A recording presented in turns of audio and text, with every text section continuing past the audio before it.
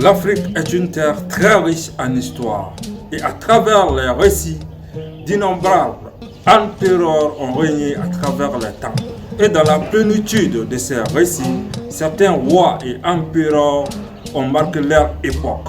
Et on peut citer entre autres l'empereur du Ghana, l'empereur du Mali et l'empereur du Songhai. Mais aujourd'hui, ce qui nous intéresse particulièrement est le mystérieux homme de Fouta Djallon, du nom de El Hadj Oumar Tall, qui a fondé et qui fut à la tête du flamboyant empire toucouleur à son temps. Donc, apprêtez-vous, c'est parti!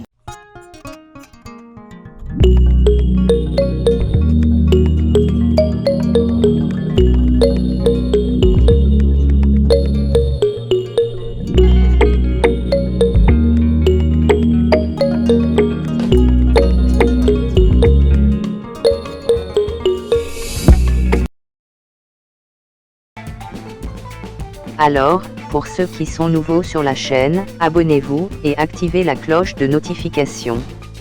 Cela permettra de ne rater aucune de nos prochaines vidéos et nous poussera à investir plus de temps pour la communauté d'Emperor Media Histoire TV. Oumar Tall, de son vrai nom, Oumar Fouti Tall ou Oumar Seydou Tall, appelé aussi El Hadj Oumar Tall ou bien même Al-Fouti, était un souverain, chef de guerre et érudit musulman. Il fut aussi le dirigeant de la congrégation Soufi Tidjania à l'époque. Né à Halwar, au Fouta Djallon, dans l'actuel Sénégal, entre 1794 et 1797, et fils de Seydou Tall et de Sokna Adama Aïssé Thiam, il a fondé un empire toucouleur musulman sur le territoire de ce qu'on appelle aujourd'hui le Mali, le Sénégal et la Guinée. Alors aujourd'hui, on va parler de l'histoire de ce érudit et saint homme qui ne cesse de faire parler de lui à travers les temps. Mais avant de nous attaquer sur le personnage d'El Hadj Oumar Tall, voyons l'histoire fabuleuse et pleine de sagesse de ses deux parents, Seydou et Aïché. Les pères respectifs de Seydou Tall et de Aïché Thiam se rencontrèrent et décidèrent de donner en mariage Aïché Thiam à Seydou Tall. Ce qui fut fait. Les intéressés furent appelés et la proposition de mariage les a été soumise. Ils acceptèrent tous deux, mais néanmoins, Seydou Tall posera une condition, à laquelle Aïché Thiam adhéra. Cette condition, c'était qu'il allait poursuivre ses études coraniques, et la fin de ses études, il reviendra pour le mariage. Aïché, ainsi que ses pères, fut consentant à la demande, et donna la route à Seydou. Seydou partit donc, dans de nouvelles contrées, pour parfaire ses études coraniques. Et pendant cette longue année, Aïché l'attendut, mais sans nouvelles de Seydou. Au bout de la 7e année, les parents de Aïché viennent proposer à cette dernière d'épouser un autre homme. Mais Aïché, par bienfaisance, répondit en ces termes. Aux parents, vous m'avez donné en mariage à Seydou, pour que les liens familiales se serrent davantage. Mais, alors si Seydou revient de son voyage, et me trouve marié à un autre, les liens familiales seront très dégradés. Donc permettez-moi, d'aller chercher Seydou, et une fois que je l'aurai trouvé, je lui demanderai, s'il est toujours consentant pour le mariage. À cette époque, le respect, l'honneur étaient les armes des hommes et des femmes. Aïché décida donc d'aller à la recherche de Seydou pour savoir si Seydou était vivant ou bien même s'il était mort. Et s'il était mort, elle reviendra au village pour épouser un autre homme. Mais si elle découvre que Seydou était vivant, elle demanderait à ce dernier s'il était toujours consentant pour le mariage. Si la réponse de ce dernier était non, elle reviendra au village et épousera un autre homme. Mais si Seydou est toujours consentant pour le mariage, elle n'aura pas d'autre choix que de l'attendre. Les pères donnèrent raison à Aïssé et décida de donner la route à cette dernière pour aller retrouver Sédou. D'Aloir de Fouta, Aïssé prit donc la route à la recherche de Sédou. Sur la route, elle se renseignait sur les cheikhes de l'époque, à chaque fois qu'elle entendit parler d'un cheikh qui maîtrise le Coran, elle allait à la rencontre de ce dernier, et le demanda s'il connaissait Sédou d'Aloir Fouta. Et encore pendant 7 ans, elle a cherché Sédou, mais sans nouvelles. C'est au bout de la 7e année, que enfin, le Seigneur du trône sublime, a décrété sa rencontre avec Sédou. Aïché rencontra Sédou chez un maître coranique, où Sédou faisait ses études coraniques. Après les présentations, le maître coranique appela Sédou et lui montra Aïché, s'il la connaissait. Sédou reconnut Aïché et répondra qu'il la connaissait. Le maître se retira et les laissa parler entre eux. Aïché demanda à Sédou s'il était toujours consentant au mariage. Sédou répondit que oui, mais qu'il ne peut pas songer au mariage avant de finir ses études coraniques. Il dira à Aïché que s'il pouvait l'attendre, ils se marieront. La réponse de Aïssé fut extraordinaire. Après toutes ces années d'attente et de recherche, elle approuva qu'elle veut continuer avec le mariage. Et elle accepta d'attendre Sédou jusqu'à la fin de ses études coraniques.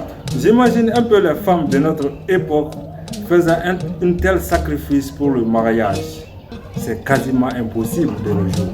De ce fait, Aïssé Thiam prendra en main la cuisine de l'épouse du maître coranique et aussi les petites courses à la maison.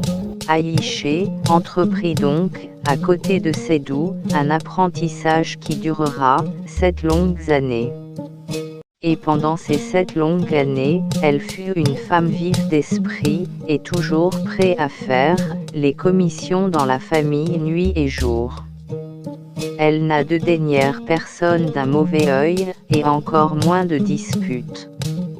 Elle était toujours souriante. Au total, Aïché a fait 21 ans d'attente pour le mariage.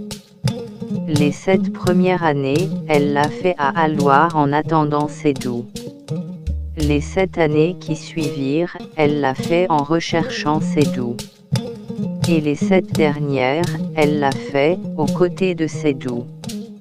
Au bout de la 7e année, auprès de Sédou, le maître coranique appela tout le village pour que tous font doua à Sédou et Aïché, car le moment était venu de libérer Sédou, qui avait fini de parfaire ses apprentissages coraniques.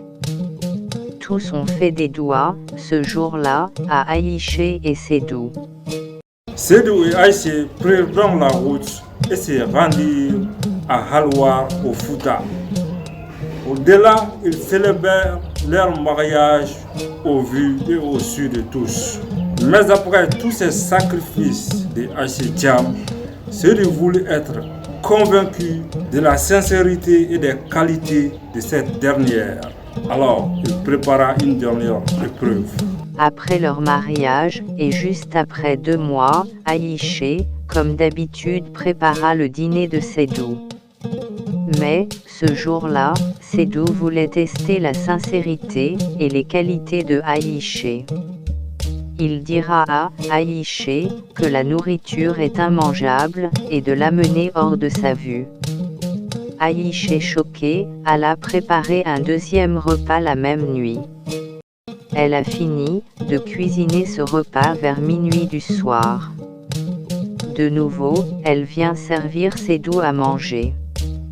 Sédou, de nouveau, sermonna Aïché et la dira que la nourriture est immangeable. Aïché, sans se fâcher, reprend cette 2e nourriture et alla préparer une 3e fois un bon repas. C'est au bout du fadier que ce repas sera prêt. Aïché viendra retrouver Sédou en train de prendre ses ablutions et lui suggéra d'aller manger. Sédou répondit qu'il ira prier à la mosquée et après il viendra manger. De la mosquée, Sédou invita l'imam et les fidèles musulmans à venir chez lui pour manger. Tous sont venus. Il demanda à Aïché d'apporter les 3 plats qu'elle avait préparés. Ce que Aïché s'exécuta à faire. Tous mangèrent et tous félicitèrent Aïché pour le délicieux repas qu'elle avait cuisiné. Alors Sédou révéla devant ses invités et Aïché ce qui lui a poussé à réprimander son épouse, Aïché, 2 fois de suite dans la même nuit au sujet du repas, et demanda à tous de se joindre à lui pour faire doua pour Aïché et sa progéniture. Bon, c'était tout pour la première partie de cette histoire. Dans la partie à venir, Sédou prendra une deuxième femme et entre la dévotion de Aïché et le mental bas, qu'est-ce qui l'emportera? Découvrez donc ce qui se passera dans la prochaine épisode. Pour ceux qui sont nouveaux sur la chaîne, je vous demande de vous abonner et d'activer la cloche de notification. Cela permettra que vous ne raterez aucune de nos nouvelles vidéos et nous poussera à investir plus pour toute la communauté d'Empereur Media. à plus pour de nouvelles vidéos.